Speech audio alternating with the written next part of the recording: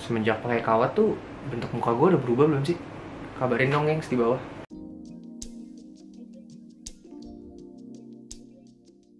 Halo semuanya, nama saya Kidung. Selamat datang di That Hair Guy, where we will talk mostly about hair. Video kali ini adalah Q&A. Gue tuh udah lama banget pengen bikin Q&A sebenarnya, tapi kan subscribernya kan gak banyak-banyak banget ya. Jadi gue tuh suka takut kalau ntar gue buka sesi Q&A terus kalau nggak ada yang nanya gimana, kan sedih. Jadi gue pikir nggak usah dibikin pakai bentuk video YouTube kali ya, bikinnya pakai Instagram Story aja. Jadi gue waktu itu sempat 2 mingguan yang lalu gue bikin Instagram Story ini. Halo semuanya, gue lagi pengen cobain hal baru. Jadi gue pengen ngumpulin pertanyaan-pertanyaan tentang rambut. Gue akan kasih kolom pertanyaan, silahkan kalian tulis pertanyaan kalian tentang rambut.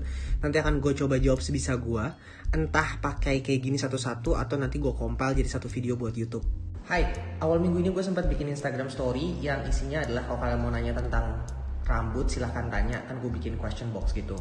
Terus gue pikir gue mau jawab buat video YouTube gue minggu depan. Nah, gue akan buka sekali lagi, jadi silahkan kalau kalian mau tanya, drop the question. Turns out, pertanyaan yang masuk cukup banyak. Terus gue pikir kayak, anjrit men, ternyata gue udah di level dimana bisa bikin Q&A ya. Banyak juga nih yang nanya. So, here it goes. Ini biar kelihatan banyak banget yang masuk. Sebelumnya gue minta maaf kalau nanti nggak semua pertanyaan bisa gue jawab, karena yang masuk banyak banget, jadi gue cuma bisa jawab beberapa aja. Gue olahraga setiap hari bang, dalam kurung tenis, berarti cuci rambut setiap hari? Iya, menurut gue ya, karena kalau lu olahraga itu kan lu berkeringat ya, dan lu pasti bau gitu, bau dari keringat. Kalau lu nggak keramas dengan benar, pori-pori lu terbuka, debu kena, terus kalau abis itu nggak dibersihin dengan benar malah jadi gatel-gatel nggak sih harusnya. Jadi gue sih pikir baiknya lo keramas dengan shampoo setiap hari gitu. Setiap mandi harus keramas atau sehari sekali pakai shampoo-nya. Gue balikin lagi ke lo, gimana lo ngatur waktu dan seberapa intensif sebenarnya latihan lo sih gitu. Kalau misalkan lo latihan bangun pagi latihan, habis itu mandi, istirahat, terus sore latihan lagi, mandi lagi, ya mungkin dua-duanya harus keramas pakai shampoo kali ya. Dan lo harus mulai milih shampoo yang relatif lebih nggak sekeras itu kandungannya. Jadi gue pikir you can go with more natural shampoo. Mungkin harganya akan lebih mahal sedikit sih, but daripada habis itu rambutnya jadi super kering gak sih? But keren banget sih tenis. Gue nggak pernah main tenis.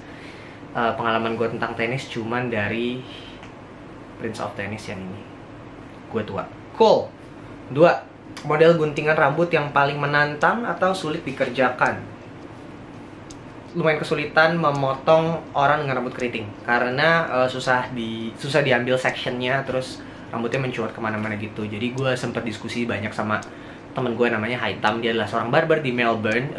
By the way, kalau kalian ada yang dari Melbourne terus pengen potong rambut di Melbourne, go visit him, he's crazy good. Dia ngasih banyak tips lah tentang potong rambut afro. Untungnya gue nggak terlalu banyak punya klientel yang rambutnya afro, but iya, paling susah menurut gue adalah rambut afro sih. Oke, ketiga, bang, kalau gampang keringetan, bagusnya pakai pomade water based atau oil based? Good question.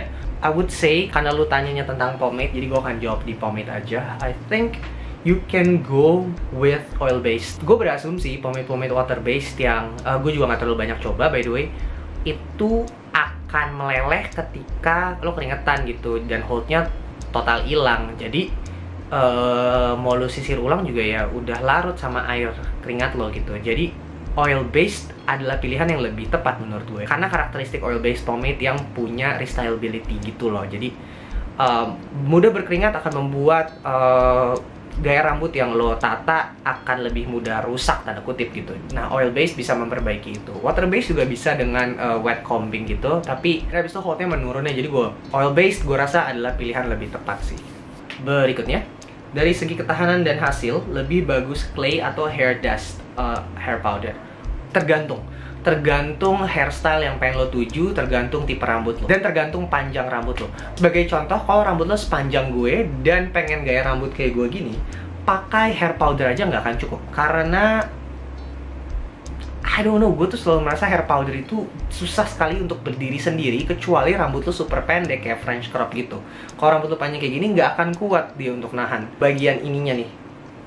Jadi kalau rambut lo sepanjang gue, mungkin pakai hair clay lebih tepat.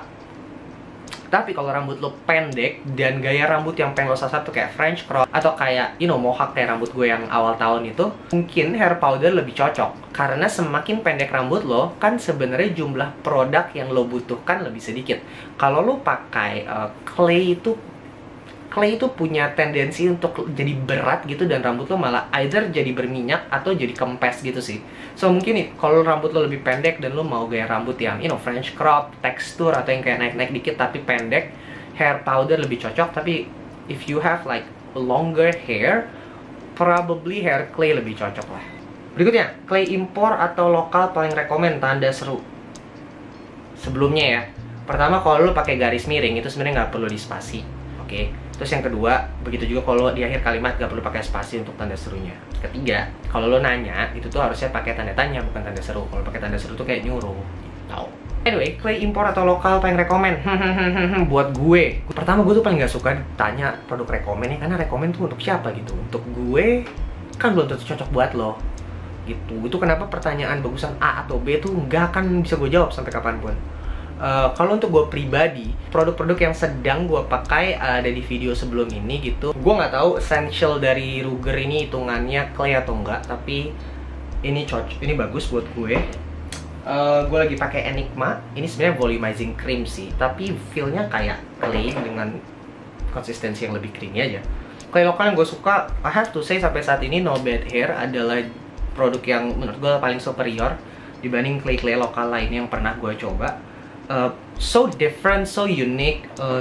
Pengalaman lo pakainya akan sangat berbeda dibanding pengalaman lo pakai clay lain. Berikutnya gue juga suka, nggak kelihatan.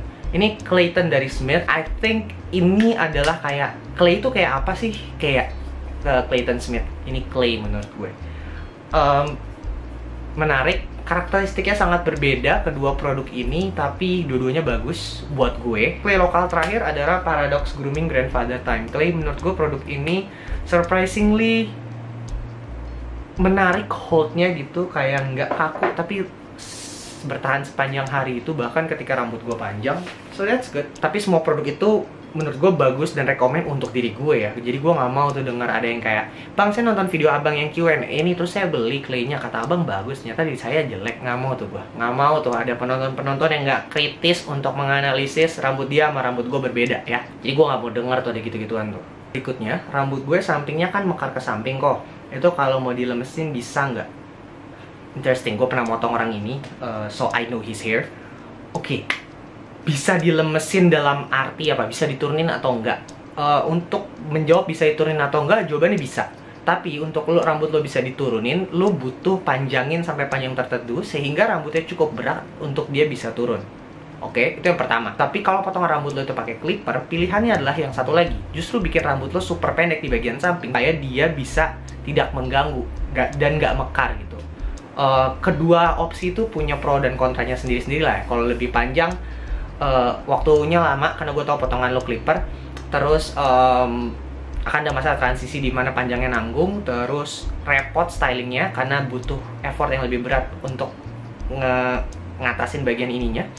Yang kedua, kalau lo pendekin ketika udah panjang bentuknya akan aneh terus jigrak, jadi harus lo potong lagi. Silahkan dipilih aja lo mau pilih yang mana. Kalau untuk ngelemesin dan turun, gue tahu ada produk namanya Gentle Fever, itu namanya Down Perm. Gue pribadi belum pernah coba, tapi banyak orang yang udah pernah coba di YouTube. Jadi lo bisa cari sih di YouTube kayak review-reviewnya gitu, terus coba lo analisis sama rambut lo sih. Apakah bisa dengan cara potong rambut sampai botak, tumbuhnya bakalan lebih bagus Bang Kidung? Oke. Kalau yang lo maksud dengan lebih bagus, apakah misalkan rambut lo udah nggak sehat nih, udah kering terus bercabang segala macam, apakah dengan dipotong jadi botak akan lebih sehat tumbuhnya? Bisa jadi iya. Karena kan ketika lo ngebotakin rambut tuh kayak ngeriset rambut lo kan. Tapi kalau yang lo maksud tumbuhnya jadi lebih bagus dengan adalah jadi lebih halus, jadi lebih lurus, jadi lebih lemes, nggak tahu. Tergantung karakteristik rambut asli lo kayak gimana. Kalau emang dari awal rambut lo tuh aslinya agak kering terus agak megar, gayanya dengan ngebotakin nggak pasti bisa bikin rambut lo jadi lurus dan lemes gitu sih. Tapi bisa bikin rambut lo lebih sehat, itu gue setuju. Kak Kidung, bagaimana cara membuat rambut ikal menjadi lurus? Catok, smoothing, istilahnya smoothing nggak sih? Ada beberapa aktivitas salon yang bisa lakuin. Makan biaya, merusak rambut. Kalau lo suka nonton YouTube tentang rambut, gue bisa kasih lo video ini namanya Flat Wrap Technique dari Andrew Does Hair. Go check it out, itu tentang lurusin rambut. Tapi kalau boleh, gue mau menawarkan perspektif lain justru. Gimana kalau gak apa-apa men rambut lo ikal? nggak harus jadi lurus, men. Gimana tuh perspektif yang itu? Terakhir. Menurut lo rambut yang mudah ngembang apa masih perlu dikasih dry hair product? Tergantung lah, tergantung potongan rambutnya dong. Tergantung panjang rambutnya, tergantung gaya rambut yang pengen di achieve gitu. Ya nggak sih? Kalau misalkan rambut lo ngembang tapi lo pendekin terus lo French crop, ya nggak apa-apa gitu. Kalau rambut lo panjang dan ngembang dan habis itu lo pengen slick back, ya mungkin lo potong agak pendek dikit, rapiin biar ngembangnya turun, terus habis itu sisir. Gitu sih paling menurut gue. Anyway, that's it. Thank you very much for watching and for liking and for commenting. Dan kalau kalian belum subscribe, terus pengen subscribe channel ini setelah video ini selesai. Terima kasih banyak, tombol subscription-nya ada di bawah. Jangan lupa dinyalakan notification bell-nya supaya kalian bisa tahu kapan video baru gue naik, yang harusnya adalah di setiap hari Kamis jam 11.30 siang. Let me know in the comment section apakah ada tips personal dari kalian untuk merawat rambut atau hairstyling tips trik yang kalian punya yang bisa kalian share di bawah. Siapa tahu orang bisa terbantu dengan hal itu. Terus gue minta maaf kalau ada pertanyaan yang tidak terjawab. Gue harap kalian menikmati video Q&A pertama gue ini, karena gue sangat menikmati justru karena akhirnya gue udah bisa bikin Q&A. Akhirnya opini gue matters.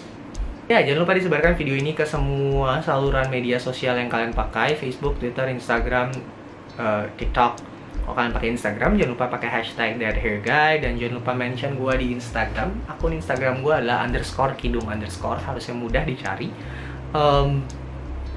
Gue motong rambut, jadi kalau kalian pengen dipotong sama gue, DM gue di akun Instagram gue atau book gue di akun Instagram gue. Gue motong rambut di daerah Kemayoran di Jakarta. Penjelasan harga dan segala macam ada di akun Instagram gue. And yeah, that's it. I hope kalian masih sehat, masih waras di tengah pandemi ini. And yeah, other than that, till next time everyone, stay safe. Bye.